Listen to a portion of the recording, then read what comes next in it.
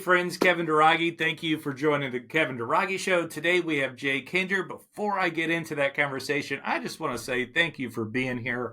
Thank you for your support on the socials and giving me calls and text after some of the last episodes there, like Burn the Boats. Guys, I really do appreciate everybody's support there. So Jay is fantastic. I am surprised how down to earth he is. So he's built this fantastic business, making well into 6 figures passive income coming in from a profit share, a revenue share from EXP. He does share a little bit of that, but also he has all these peaks and wonderful events, but it's all the valleys that he underlines. Like those are totally character building times. And just really how that has helped guide his future in everything he does. So guys, please jump in and enjoy this conversation with Jay Kinder. All right. Hey, friends, Kevin Duragi. Welcome to the Kevin Duragi Show. So amply named because I guess I'm here. So there we go. Today I have a special guest because, gosh, it's been years, but I was on a mailing list from this guy that he sent out as an expert, National Association of Expert Advisors, right? Yeah, that's it. And I got emails, and I was like, man, this guy is a big deal. And it turns out he is a big deal. And I get to talk with him today. So welcome, Jay Kinder. How you doing? Hey, man, it's great to be here, man. I appreciate you having me on the show, man. I will say it is kind of, I don't want to say full circle, but like you, dude, you're like a stud. You've been up on the stud. You've been an expert. Like real estate is just like your middle name somewhere in there. Yeah. I mean, you have the podcast, you run the programs, the coaching, the advising. Actually, you say advisor, not coach. Is that right? Yeah. I mean, I think, as an industry in real estate, I think, being a true professional and being an advisor is really the role that we play. And so, I think, I want to always be positioned as the expert, and I want to be positioned as, the source to go to, an authority to help you with whatever problem you have real estate wise. And I think that positioning is important when you're a true professional, because there is no differentiation if you just have a realtor designation. So we created the NAEA as a really a way to become trained like a Navy SEAL on being a true expert in the industry. I know, so Dave-O, myself, like big fans of what you put together. I was talking to Dave, and he was like, yeah, Jay was on a private plane. He just got picked up, and it was like he was just winging. Were you with, was it Cardone?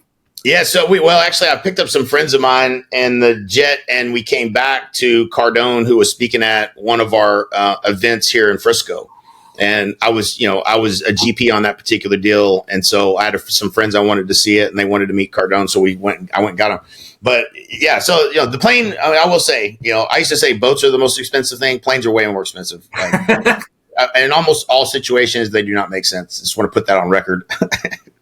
And yet we love them. Yeah. And yet they're very, very nice to have when they're, when you're not paying, when you're not having problems, or like, I replaced half of the windshield was $80,000. So like to put that in perspective, it was like, way more expensive than boats than I ever thought. Yeah. I was like, that little clink in our windshield isn't a big deal anymore compared to those things. Yeah. No. Yeah. It is nice. It is certainly nice.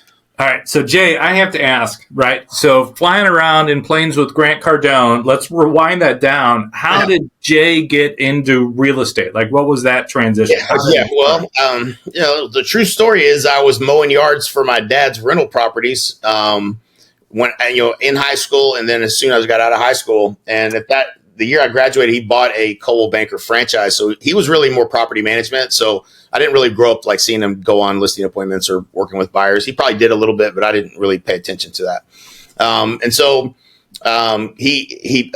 There was a day that I went in to get paid, and there was a guy in there that got paid like $5,000 for a commission, and I was getting a check for like $400, and I was like, what did he do? He's like, he sold this house over here, such and such. I was like, well, I guess do that once a month, man. This is way better than what I'm doing. Yeah. And so, not knowing anything about anything, I was 19 at the time.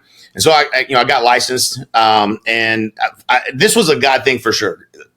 So not long after I decided to get licensed, I walk in the office, and there's a guy named Bob Merrill there. And Bob Merrill was the trainer for Dale Carnegie training. And he was coming back to town. My dad had been through the course years ago, and I just happened to be standing up front. And he's like, you know anybody that might want to go through Dale Carnegie training? Now, at the time, speaking in front of people was a no. Any of those type of things that most people are afraid of, I was afraid of. And so that was probably really good for me at that time to go through that. And certainly I grew a tremendous amount by going through that training early on. So I kind of got, I always jokingly tell people I graduated in the top 25 of my class, but there's really only 36 of us. And so, like I'm not, wasn't most likely to succeed or anything like that. Let's just be honest. And, I went to college for a couple semesters. I don't remember what my GPA was, but it wasn't a high number. And I did get probably the most parking tickets of anybody in the whole school. But I didn't graduate, so I got into real estate early, and so I'm kind of like the evidence that anybody can do this. Is kind of how I feel. Like I'm the underdog story. But yeah, getting into real estate and then going to training that I felt like really helped me grow. I started looking for more of that, and so I would attend anything, and then ultimately buy anything, and then ultimately try everything. And again, most things didn't work. But then every once in a while, one thing would, and I would be like, there's something to this. And that gave me enough hope to stay at it and keep trying to figure it out. And, there's not, as we talked a little bit earlier off the show, when you get into real estate, I feel like they should just give you a certificate that says figure it out, because that's literally what it feels like. And it was no different for me. I think I was just fortunate enough that I had enough little wins along the way to keep me interested, because I didn't really have anything else I could do that I knew that was going to pay me any money. And so, I felt like I had to figure it out. And so, yeah, that's kind of the story getting in. The more I went, the more I tried different things. Eventually, went from like 22 units to 39 to 71 to 110 to 230, all the way to 531 transactions a year in residential. And so, crazy numbers. I know it sounds crazy, and it is crazy. It was all crazy. And, there was a lot of way more valleys involved in that story than we're talking about right now, as far as like crashing into the wall. But, but the product, I figured it out. I figured out how to build a business. I figured out how to get customers. I figured out lead generation. I figured out how to present and win. All of those things, came from mentors, coaches, other real estate agents, masterminds, people that I met along my journey. And so none of this was self-created by any stretch of the imagination. So you said a lot in a short period of time there. So let's unpack a few things. So if I'm not mistaken, like early mentors or books or influence, I mean, obviously your dad was a part of that. Yeah. And then going straight into like the Dale Carnegie training, like that's one of the OG books. Yeah. All these other books has like Cliff Notes going back to that. So yeah. How instrumental, like at 19, getting some of that? Yeah, it's super instrumental, because of all the most successful people I've ever met in my life, How to Win Friends and Influence People is probably a top 3 book for everyone. And so that was the first book they had me read. And that it was the first book I probably had ever read, other than Tales of the Fourth Grade Nothing or something, from elementary. And there's no pictures in it. Right, no pictures, man. I'm like, this is terrible. Like, what am I doing here? And so, but I did, I reluctantly read the book, and I can't point directly to how it impacted things, but I know it impacted me at the time. And I learned things, and I picked up things, and I saw them work, right? Because you're meeting people, and you're remembering what you read about. Oh, no, don't criticize and condemn, right? Like, there's just things that you start to have evidence of, and I kept seeing those things show up in other people that were successful along the way. And so at a certain point, I realized that just about everything that you need in life, someone's wrote a really good book about it. and so, like, my son actually yesterday, we just moved back from Puerto Rico, and it got delivered yesterday to a storage unit.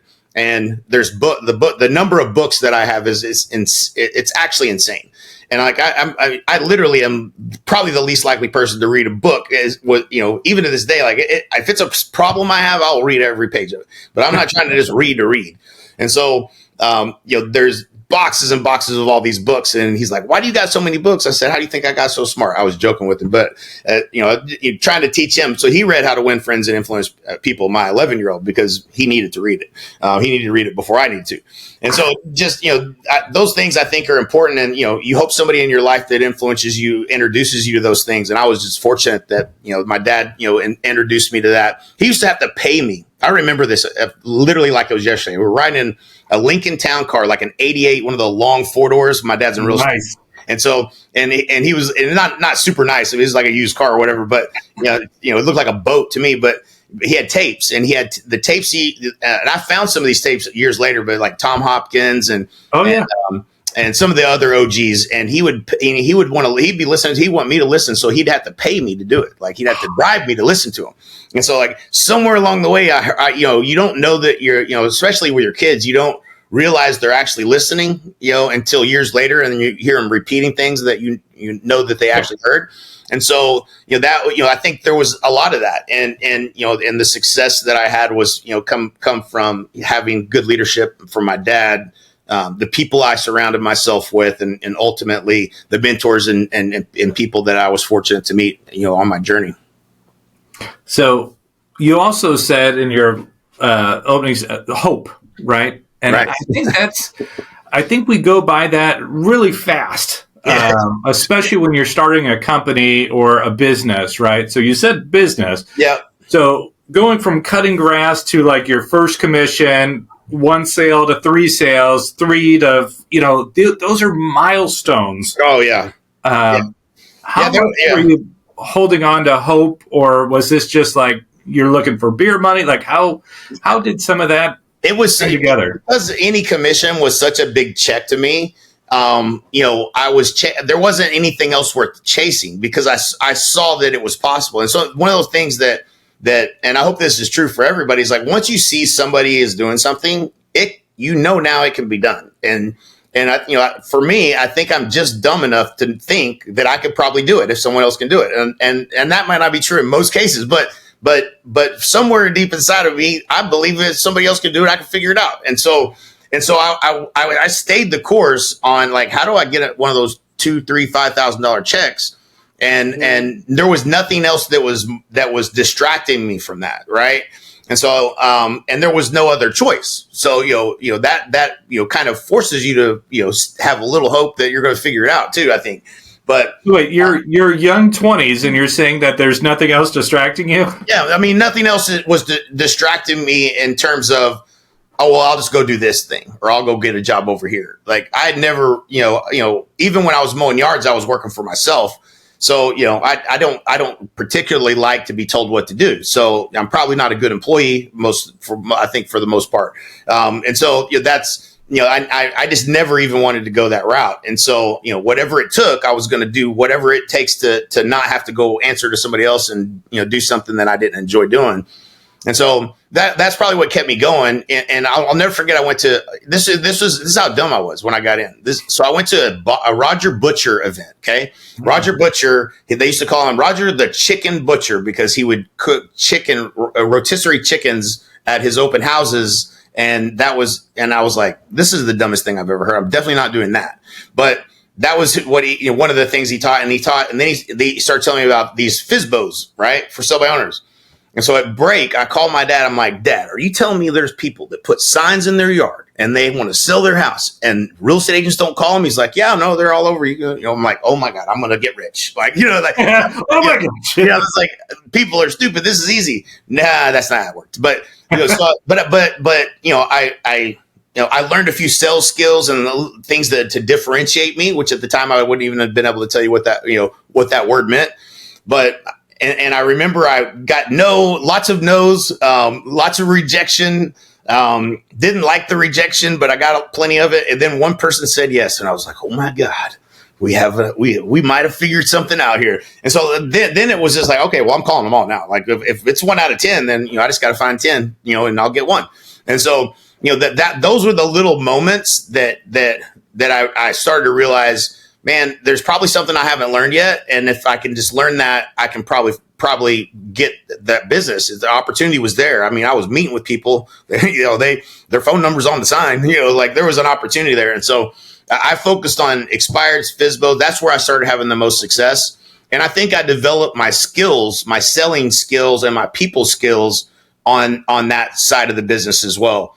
And so, I didn't, and another guy, a little thing that just rings in my head when I think about this, that time was, make it fun. I'm trying to think of the guy's name, but he sells DVDs and they were DVDs back then.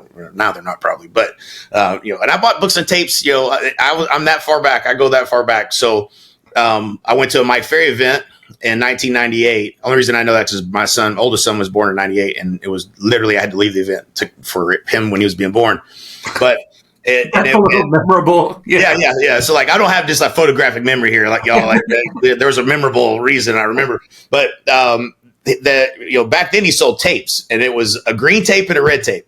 And the green tape you'd listen to when you drive around. The red tape you would listen to while you're sleeping. Okay, that's what Mike Ferry sold, and I bought them. Now I listened to him in the car, and I listened to him, I think, while I was sleeping. But I literally was like, when do you plan on moving? Like, I was a walking tape recorder. Like, I literally memorized those scripts, and I started using them, and it started working. And I was like, that's way better than what I was doing before. So again, go to an event, learn something, try it. It works better. And I just kept having those little experiences that kept leading me to, there's somebody that knows how to do this. Let me find them. And so I've always to this day found that whatever I'm trying to do, who is the best in the world at it that teaches it, and let me go learn from them. And then my other best story of the first coach that I hired. So this is all happening in the first couple of years. I go to a Craig Proctor event, Canada. I'd never flown anywhere but maybe one Coldwell Banker event that my dad bought the ticket for. I fly to Canada and go to this Proctor event, and they're selling coaching. It's like the coaching pitch. And it was $12,000. And I was sitting next to a guy, Steve Garton from Florida, that I met, and some other guy I didn't know. And I'm like, 12,000? That was like 120,000 to me. Like, I couldn't even fathom that number. And then by the end of the pitch, I'm in the back with my form filled out. And I'm like, I got 2 credit cards. You can't get the first payment on this one or this one, but together you probably figure it out. Right? So you're going to need them both. Right combo. Probably going to need them both every month. So just hang on to these. And so I bought the coaching, and one of the reasons I bought was that the other guy that was sitting next to me gets up to the mic and just gives a testimonial willingly out of nowhere. And he's like, "Yeah, I've been a part of this coaching group for a long time. I sold 424 houses," and I'm like, what? Like, what? I couldn't believe, because my mind had never been stretched like that. I'd never even thought that was possible. Those numbers didn't even seem real to me. And then I was like, that dude seems like a pretty normal guy. And so I was like, well, it's possible. And so from there, my mind was stretched to believe that you could do more. You could do a lot more than what you're doing right now. There's just something you haven't learned yet. And so but that moment, me seeing that guy say that on stage, I never forgot it. And I remember being in the back of we're in coach in a plane going to a Coldwell Banker event. We're coming back, and I'm doing my goal setting. And I was like, I said, Dad, I tapped him on the shoulder. I was like, look, I'm going to do 110 transactions next year. Look. And he's like, okay, son, yeah, all right, whatever. Right. Like, he's like, but I had a plan. And I believed that I could do it. And I think that both him and my mom looked at me like I was crazy at the time, but I did 120 something transactions that year. And it was because I had a plan, and you ain't going to do it with no plan. And I believe it could be a month. That's moving. 110 in a year. But that year, it was 10 deals a month was, how I was going to do it. I reverse engineered how many people I needed to speak to, how many appointments I needed to have, how many listings I needed to take, and then how many buyers I would get as an officer. I focused on listings only. So every day I woke up thinking, how do I get another listing? Who do I talk to about getting a listing? And I focused on that. The buyer side took care of itself. Like, you get listings, you're going to get buyers anyway.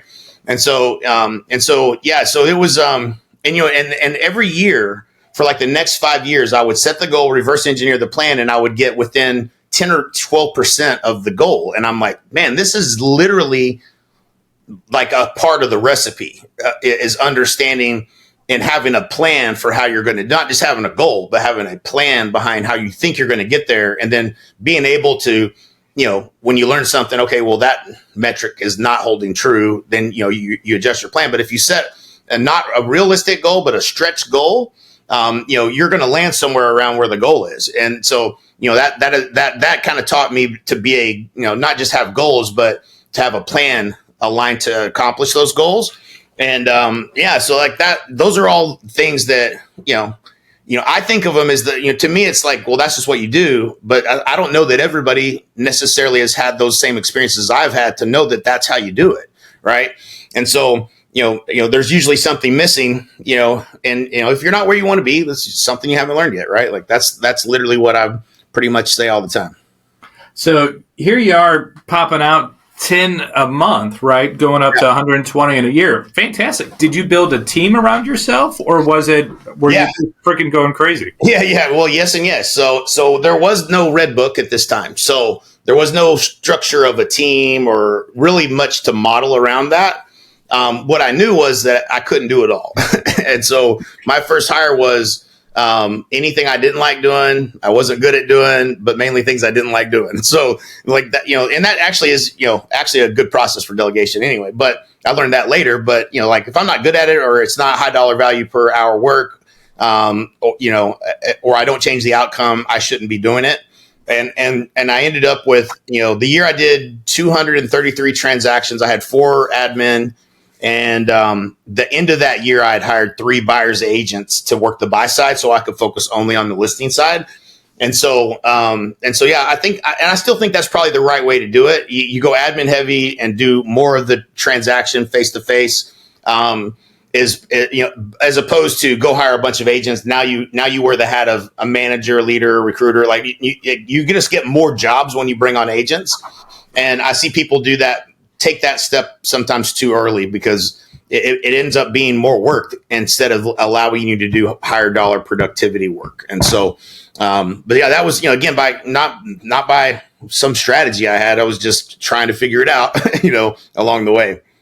Well, you tried it out very well. What, you were top 3 in the nation?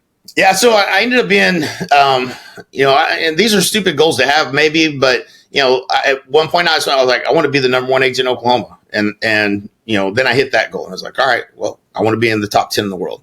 I wanted to be number 1 in the world, but I never was. I was number 2.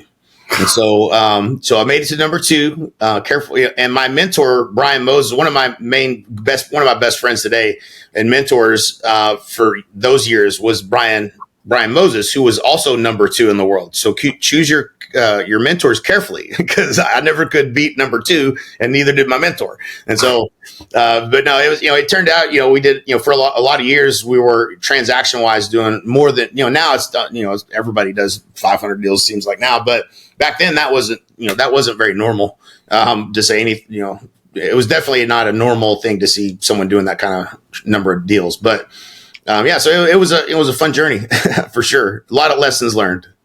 So, which is great. Let's ask about some of those lessons. So, you were admin heavy. You were picked up, focused on the listing side, all this stuff. Like while you're doing all this stuff, where were you on some of your relationships? Yeah, wrecking them. And it's part of why I do what I do today. My oldest son, we're really close. He lives here in Dallas, works for me.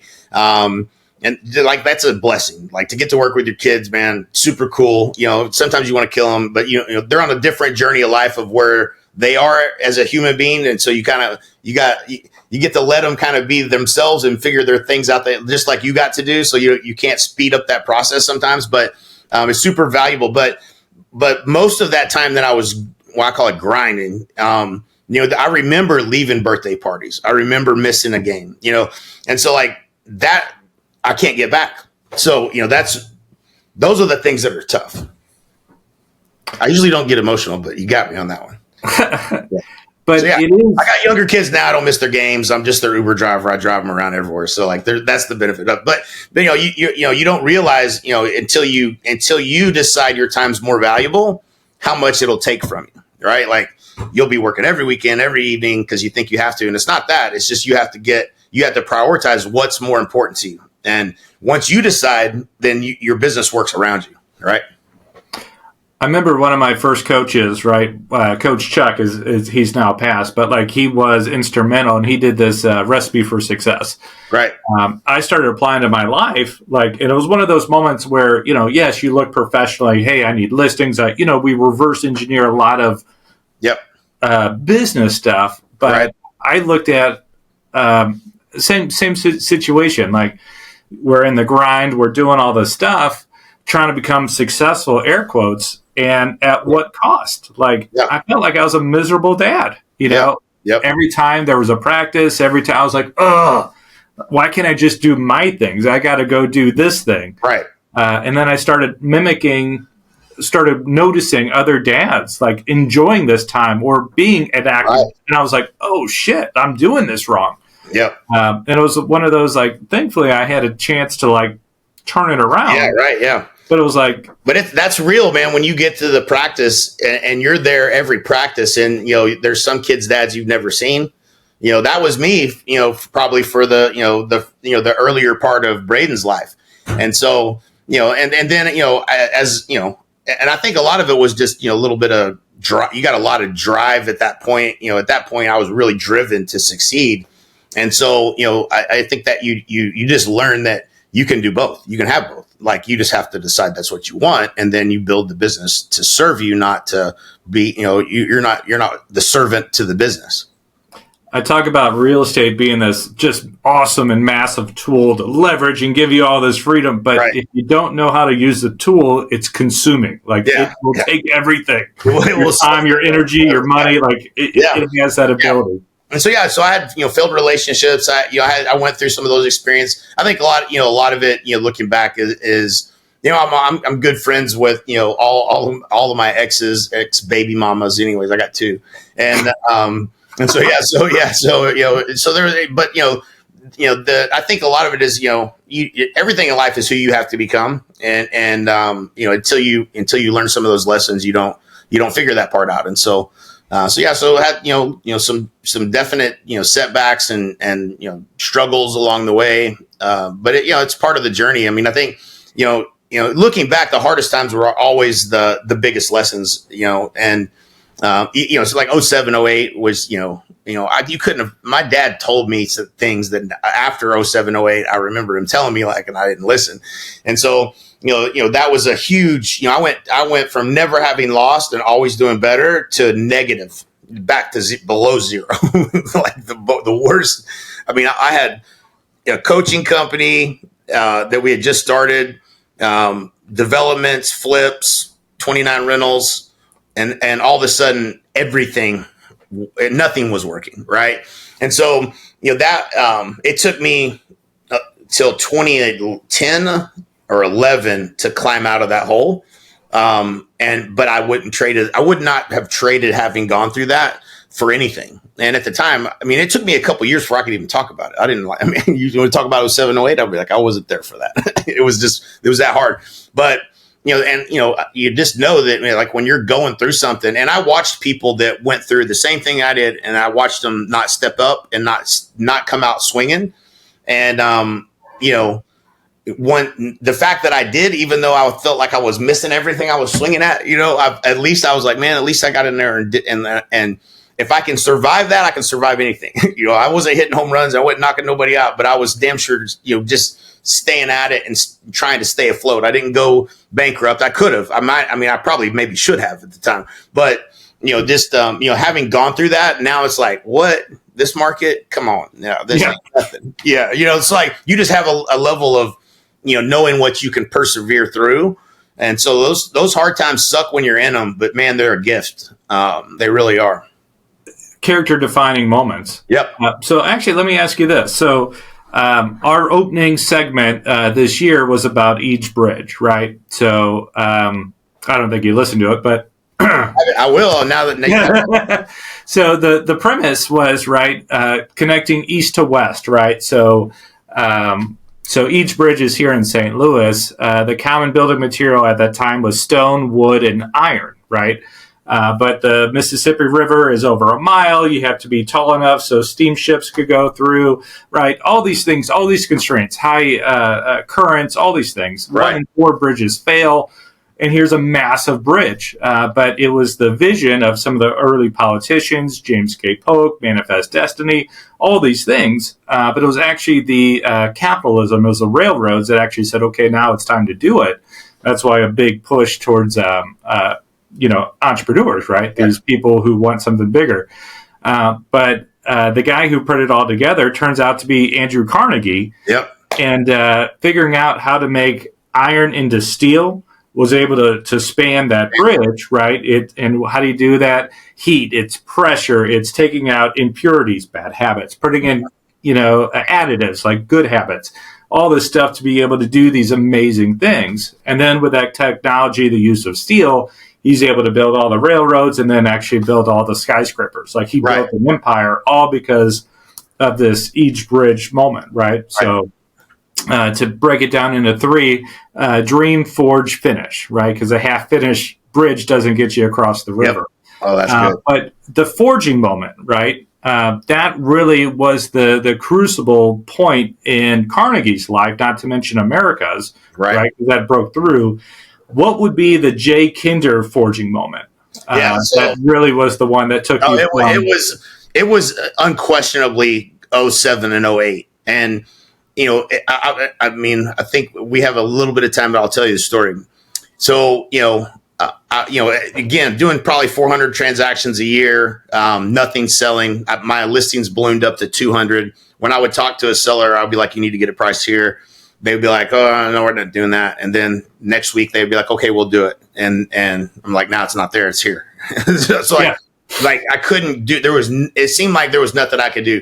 I'm going on listing appointments. 9 out of 10 had to go to the rental department. I had to refer them. I couldn't sell them. Had to learn short sales, all that kind of stuff. And so ultimately I had to start letting people go. Never had to do that before. I didn't cut deep enough and I didn't cut fast enough. So I bled. I just kept bleeding out.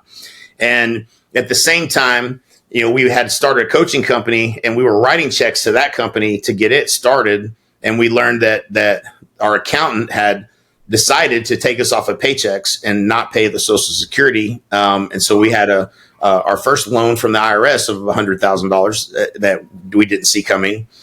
And as I was trying to maneuver that between Dallas and Lawton, my right-hand guy, my top 3 agents, and one of my listing coordinators all left and started their own company together behind my back.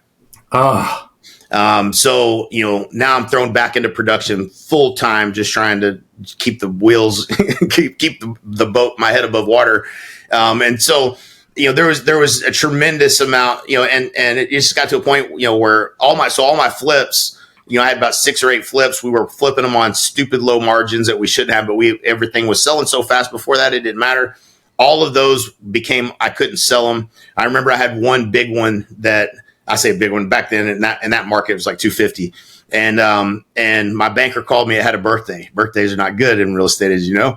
And he calls me. My banker calls me and says, "Man, hey, this house on Briar Creek, what are we going to do?" I said, David. He's always been good to me. I said, David. I said, I've been trying my best to just keep the float, buddy. I said, but if you think you can sell it better than me, you can have it back. And he said, no, that's not what I'm saying. I said, like, I was just like, I'm about to tap out here, bro. Like, today's not the day. Yeah. Eventually, all that stuff ended up selling, but I turned all the ones into permanent financing for rental properties that I had to, because I couldn't get out of them, and on stupid high interest rates. And so now I'm writing side rental properties that were supposed to, of course, according to Rich Dad, Poor Dad, unless there's a mystery chapter I don't know about.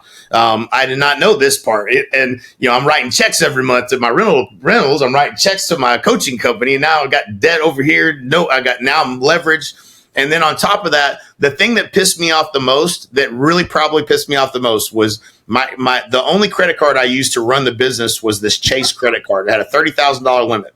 And I would pay $1,500 so I could keep my lead flow going. And then I would, in the mail 2 days later, get a letter back saying, we've reduced your available credit by $1,500, whatever the amount was. The exact amount that I paid in, they would reduce my amount to use the credit card. I was like, are y'all trying to kill me? Like, I can't. Like, come on. It was just everything was against me. Like everything I tried to do wasn't working. And there really wasn't much you could do. And I remember laying in bed, my wife, Amber, at the time, this is my wife today. She was there with me, and I finally decided to do the math and see how bad it was. And I remember adding it all up, and I was like $680,000 in debt. And I kind of laughed because there wasn't nothing I could do. Like I didn't have any leverage, so I couldn't flip properties. There was deals starting to come around now, and I had to.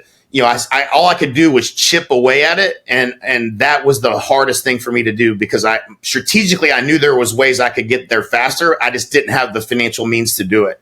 And so that was, that taught me a lesson, always have cash on the sidelines. and be ready, for a downturn. And so that has been, cut deeper and faster, have money available, be liquid.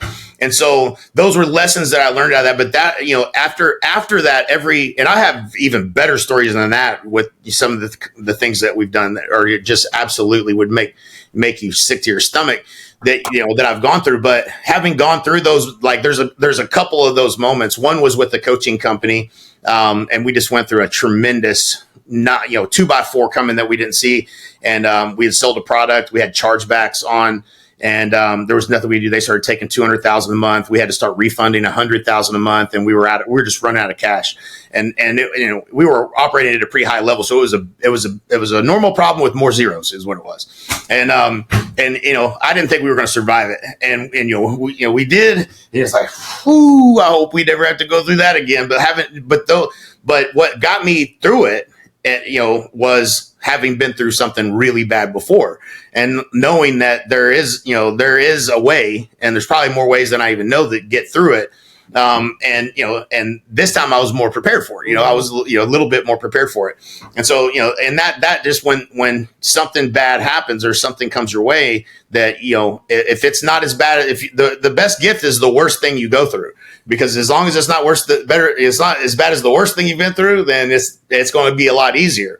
And so I've had, plenty of these valleys that I've gone through that, that weren't as bad as 07-08, thankfully, and I think they prepare you for, the set, but, the valleys aren't as deep, when you come back through that the next time, because you learn things along the way, and keeping 2x4, I always call it like, the thing you don't see. It's like when you do the SWOT analysis, strengths, weaknesses, opportunities, threats. And the threats are the ones that are like, I didn't see that one coming at all, right? Like I didn't have chargebacks on, as the CEO of the company, I didn't have chargebacks even measured because we had never had one. And just didn't see it coming, right? And so like those are the things I'm looking for. Like, what do we not know that we should be knowing, right? And that helps you not have as many. You learn to duck, flexible. Well, we bought a live event company right when COVID started. So, can't pray. That's Guess what? That's not going to work. So it's like pivot. Yeah, pivot. Yeah, you got to pivot. You can. Yeah, I think that's such a powerful thing lesson. I think for people to hear too is it's never the end of the world. There's a pivot. You've always got to move, right? And so you just have to with whatever's getting thrown at you, you got to be flexible and decisive enough to make that pivot. And, it may be rough going through it, but once you come out the other side, you'll be fine. And that's usually, I've noticed this, I'm sure you have too, like whenever there's those challenging, right, the 08 time periods, you're going through a valley, it sucks, but there's like a blessing, there's a win at the end, like, there's usually something that you're like, oh my gosh, it's really nice to be here now. Like, you don't take for granted those wholesales or whatever comes in, or like just the easy lead. You're like, like, boy, that was an easy closing. Like, thank you. Like, yep, exactly. Something like that. You do have a new level of appreciation for things too, and I think it's humbling. And the things that used to matter, having things and stuff like that are no longer the focus. You're just a lot more protective. You learn, I think the hardest thing about having money is when you have money. Like most people that get money, they don't know what to do with that money. And then, having money sometimes is harder than not, than at least when I don't have money, I know what I got to do. When I have money, sometimes I don't know what I should be doing with it. And so, that's where, again, it comes down to good mentorship and always be willing to learn and continue to grow and have goals and a plan. You actually just made me think about when you do have money. I was flipping through Amazon and I just put in a letter like A, anything I want to buy, B, anything I want to buy. It was just like, oh, dude, like you should be doing something else with your time, right? Right. That's the Amazon has made it way too easy for my wife to buy stuff. I know that. Yeah, that's like you're just bored. Like just put it away. Like you don't need this. What's worse now is that the TikTok algorithm has really gotten pretty fantastic, and the stupidest stuff is what shows up in my feed, and I will buy. And yes. I got to enter my credit card in, or I have to log into this shop or this. I'm not doing that. But if you make it one or two clicks, there will be a lot of dumb stuff that shows up in my house. And that is me to this day. My wife's like, what are you, why? And I was like, I don't know why. It felt like the right thing to do. It's like now the algorithm knows, like, he'll buy anything to show it to me. My buddy was working. He was trying to do just something silly. He's like, hey, talking to AI, like, hey, I want to make shit on a stick. And they're like, that's a great idea. He's like, no, it was a joke. No, people buy it. It was right. Like, they will. I probably would. click. It's great. It makes for great gag gifts. Like all that stuff. I always, I just give it to people randomly. It's like, I got you something. What is that? Well, yeah, shit on a stick. It is what it looks like. Yeah. Boom. Hey. Let's get back. Here you go through this super hard moment, right? Right. And now you're doing freaking incredible monthly cash flow through passive income. Like, yep. What changed? Like, what happened? What did you start focusing on? Yeah. So I think all those lessons taught me, that, adding value to people's lives is what I'm the most passionate about. And coaching agents, and people would come to my office and visit, and they'd want to see the operation or whatever. And I was like, yeah, come on, man, just come on. I didn't charge for it or anything. I was just like, hey, people helped me, I'm gonna help you. Not very many people ask, so if you're asking, come on. And then I'd see these people 3-5 years later, 10 years later, in some cases, and they'd be like, dude, man, that changed my life. What you told me, you spent all that time. Like, I don't even remember. I know that I do this, but because people tell me, but I'll stop and talk to you, and I'll spend an hour with you just because I'm like, all right, what are we trying to do? Let me try to help. I try to really help you get through it. And the reward is, I don't expect a reward, but every once in a while someone comes back and tells you changed your life. And I'm like, that's what I do this for, right? Like that is the reason. And so, the coaching was an element of that. I got to do that in that environment. And then, we still had challenges with the model of real estate. You build a big team like I did when I was selling 500 homes a year, and you got a closing. I had a revelation one month where I had 57 closings, 7 that fell apart. So 50 of them closed, and it was a butt kicker of a month. And I was like, we raced the board, and I was like, I got to do this every month, like forever. Like, when does this end? Like, and so I started looking for better models. And so we got into coaching, which was residual, but you still run into attrition, and a certain number of customers you lose, you got to replace, and there's certain ceilings that you start to figure out in different models. And we looked at EXP, and the first 2 times the timing wasn't right, and the last time it just became clear, and it was because I looked through a different lens. Al Stasic, who brought me into EXP, said, man, I knew his business inside and out because we were all in a mastermind together, and I coached most of these guys, and so I knew their businesses. And he had lost his top 3 people that left and went out on their own, just like I had done in my business and went through that. And everybody goes through that if you have a big team at some point. And we were just trying to figure out, like, how do you retain and attract and retain top talent? And there was something with the stock, and it was like, man, people care about the stock. That's, maybe we should be thinking how to do that. And then the revenue share model, once I saw that and I understood it, and why it existed, that I saw it as really, truly revolutionary. Then once I met Glenn and Jason Gessing and, the team that, I needed to believe in the values behind why they were doing it, which they're agent centric value, adding value to people's lives is what, everything they do, they run through that filter.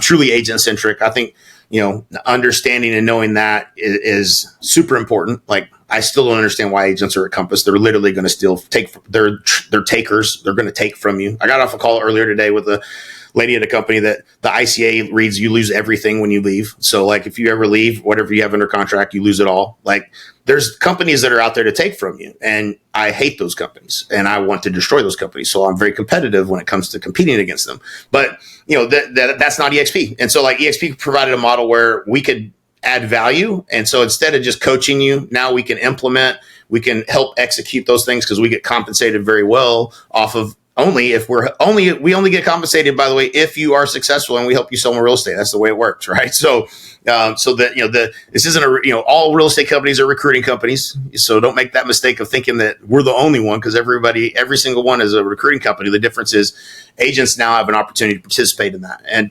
so, we help agents that want to do that, build passive income. And, for most agents, they need the predictability and consistency of something that's working right now in their business, especially right now in this market.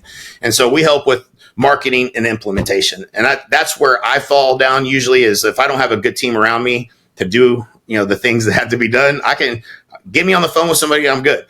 Get me to fill out, set up the CRM. That's not what I'm good at. So, the implementation piece, I think, as we have evolved at EXP, we just continue to look for how do we help you get to the goal, right? And so, yeah, that's a partnership opportunity. I think more and more people are becoming aware that there's a lot of value in EXP and the group that you join and you become a part of. And so, we just continue to add value. And the cool thing is, I get to the end of a call and I'm never asking for a credit card. So that feels good to me too. A little different, isn't it? It is different. Yeah, it's different. I'm not doing it to try to hit a number or to make ends meet. I'm just there to help. Like, I genuinely feel like every day, and people help. It feels different, right? Like, if you pay me $1, it's different. You pay me $1, I expect you to give me what you said for $1.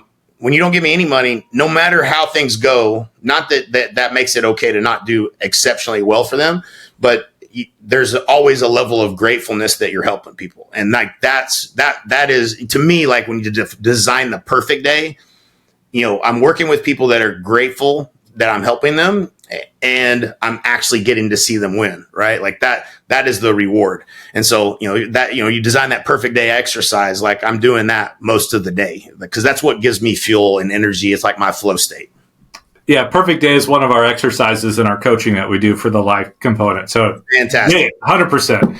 But I do have to poke holes in it. So you're telling me, right, joining a brokerage, EXP or whatever, that this MLM model here, like, what are you talking, like $20, $100? Like, is it really life changing? Yeah, it's I think it's they say the eighth wonder of the world is how interest compounds. And if you ever throw that into Chat GPT or Grok and let them fly on that, it is fascinating, right? And it's the same thing with it's a network marketing comp plan, and at the surface level, when you get this objection, it means that they just haven't done their homework. The network marketing is how you bring a product to market through word of mouth. And it's a very complex, deep strategy where you get paid off of other people's efforts. So leaders creating leaders, and you get paid off of the group that you build that helps sell this product by word of mouth. It's not right or wrong. That's just what it is. They took the network marketing comp plan and attached that to the recruiting side of a real estate company because we're a global company that is extremely efficient, right? So how easy is it? 2 clicks on Amazon and something shows up today. Like, I ordered something this morning, it's going to be here by 2:00. Like, 2 clicks. It's efficient. Now, I could go to the store and get the same thing, but is it more efficient? Yes. And so the services that serve agents can be more efficient. If you have a broker, a trainer, and all these different people, or you have, at scale, you have these people at your fingertips, it's just better. It's just, there's no arguing it. It's just more efficient, more better. But the growth engine of real estate companies was always somebody who bought a franchise location and then they would go recruit. Well, we don't have that. So how are we going to grow? And Glenn was brilliant enough to innovate and take something from a comp plan in another industry and marry that to how this real estate company grows. And for those that want to, no one has to, but for those that want to, you have the ability to create passive income, and it's significant. So for me, in 7 years, there's a little over 18 million in revenue share, about 3.3 million last year in revenue share. Lived in Puerto Rico last 4 years. By the way, that's not the goal. I do not sit well on the beach. Cool place, neat people. Logan Paul, Jake Paul lived in the neighborhood with me. Like, I got to see some pretty cool stuff. But I'm not wired to. Living on an island is exactly like it sounds. Living on an island. Like, I need to be around people. I need to be doing something. I need to be, helping people. And so I felt like I was too far away from everything. But so we moved back. Let me unpack that real quick. You're telling me your downline gave you $3.3 million. No, not at all. I'm telling you that my downline paid the split and this cap into EXP, and EXP gave me a part of that, a small part of that, for every transaction that those agents did. And it's over 8,000 agents, or right around 8,000 agents today. And I was looking at it earlier today, it was like 11 billion year to date in volume sold, that 8,000 agents. Like, those are numbers I never could have dreamed that I was a part of. Right. But But yeah, so yeah, it's just and if you would have told me fundamentally that the most wealth I would create would be by making a little bit off of every transaction of a real estate agent, I would have never believed that. I would have thought I need to make more. And it's like, do you want a big piece of a small pie or a small piece of a big pie? And that's that and it multiplies like that. The only way that someone joins is by somebody telling somebody else. And so, that's how our company's grown. And, people think you have to be in early. I've watched people, 2 years ago come in and make 6-figure checks in a month. It's a real opportunity for those that especially if you're looking for an exit at some point, or if you just have influence and you know a lot of real estate agents. Like, there's no reason you wouldn't be at EXP other than your ego, or you haven't actually educated yourself to the model. All of the copycat models are not the visionary leader. They're just copies, and they're all raising money that investors are going to want returns on. And so it's not agent centric if it's not that. And Glenn runs everything through the filter of, is it better for the agent? And that's the difference. That's why we're going to be the biggest. And so, you can go to the, thinking you're early, but, I can tell you it wasn't fun early. It ain't fun early because, nobody knows who you are. Everybody's, poo-pooed on the model. Yeah. A lot of change has to happen. A lot of mistakes and learning has to happen to get it right and to keep the wheels between the ditches, and to bet on someone else being able to do what we did when we can just take your good idea and implement it instantly. There's no competition for us. And so, and again, the people are everything, right? So, you don't have all the top people in the industry. We do. And so, your partner, when you can partner, before I would pay a lot of money. If you listen to the story, go back and listen to this again. I paid a lot of money to be in the rooms with the best people in the world. Now you get to partner with those people. You don't have to pay that money. It's another level of savings. And it's like Buffett and, Charlie Munger say, when they look at a company, and anytime there's a misalignment in compensation, it's like, I'm not picking on KW here, but the person that's the team leader's job is to recruit. And then once they get you recruited, they get paid off that. That's their incentive packages on incentivized to recruit, not to recruit and help you sell a house. So you feel like you're left alone. Well, that's because the compensation isn't in alignment.